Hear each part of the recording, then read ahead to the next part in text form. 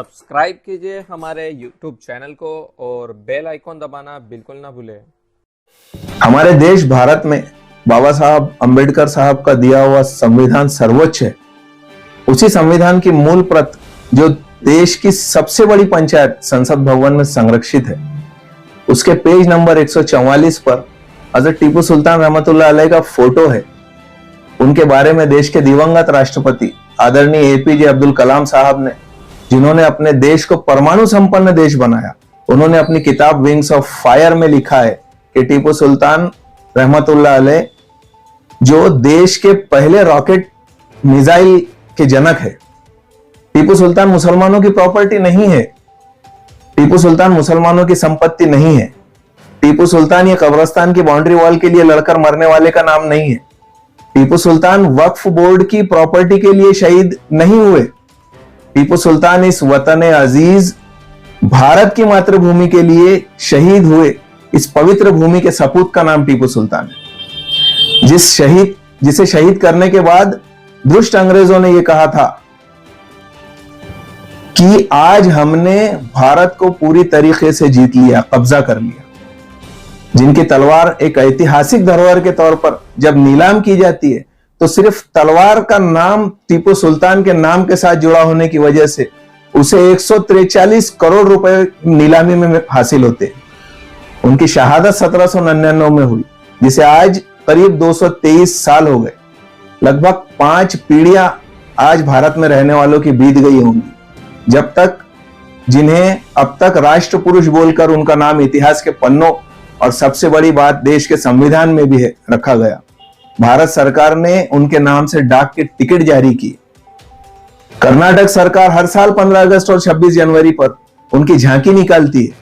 पर आज WhatsApp university के कुछ तथाकथित इतिहासकार, जिनकी डिग्रियों की तक के आज तक पुष्टि नहीं हो पा रही है, वो अपनी सियासी रोटियां सेकने के लिए सूरज पर कीचड़ मारने की कोशिश कर रहे हैं। जाहिर है कि जब सूरज पर आप थूकने की कोशिश करोगे तो कहां आता है, ये मुझे बताने की जरूरत नहीं। मुझे याद है जब नंदुरबार शहर के बागवान गली मोहल्ले में पारसी चक्की के पास के चौक को नगर पालिका द्वारा 19/8/2014 को जनरल बोर्ड मीटिंग में ठहराव नंबर 74 को लेकर पास किया गया, जिसमें ये कहकर इस चौक को शहीद टीपू सुल्तान का नाम दिया गया था कि मैं उसके अल्फाज वैसे के वैसे ही कोड कर रहा हूं।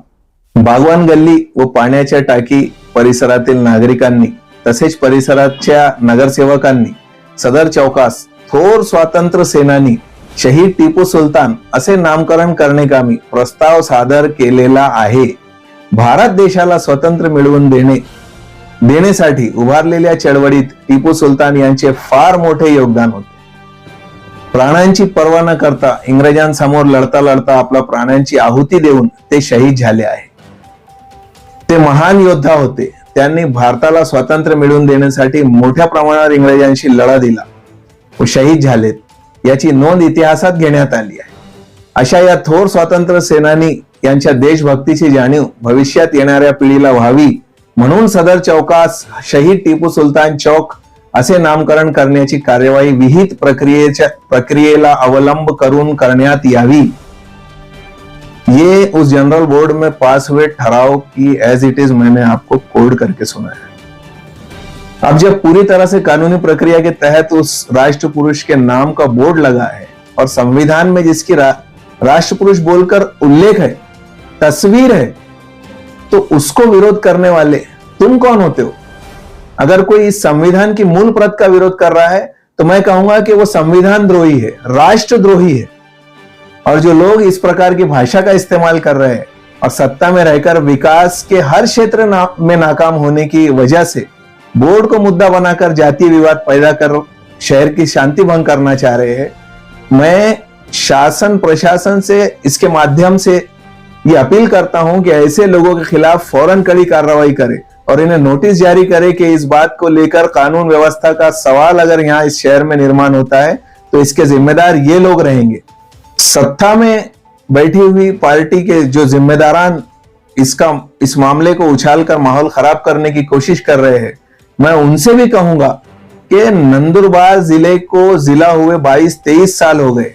अरे आपको मुसलमानों से अगर तकलीफ है, मुसलमान नामों से तकलीफ है, अरे कम से कम हिंदू नौजवानों के लिए ही कुछ करिए, एमआईडीसी के लिए कुछ करिए। यहाँ केंद्र में सत्ता आपकी, राज्य में सत्ता आपकी, नंदुरबार जिले में सत्ता आपकी, सब कुछ आपके हाथ में रहने के बाद में विकास कामों के मुद्दे पर आप अगर बोलते, निवेदन देते, तो हमें भी खुशी होती, शहर के जिले के नागरिकों को खुशी होती। मगर अफसोस है कि आपके पास में विकास के नाम पर कोई मुद्दा, कोई बात नहीं रह गई है।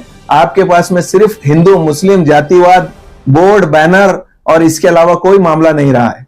हमें अफसोस है कि इस वजह से अगर शहर का माहौल खराब होता है तो आप लोग जिम्मेदार रहेंगे इस बात।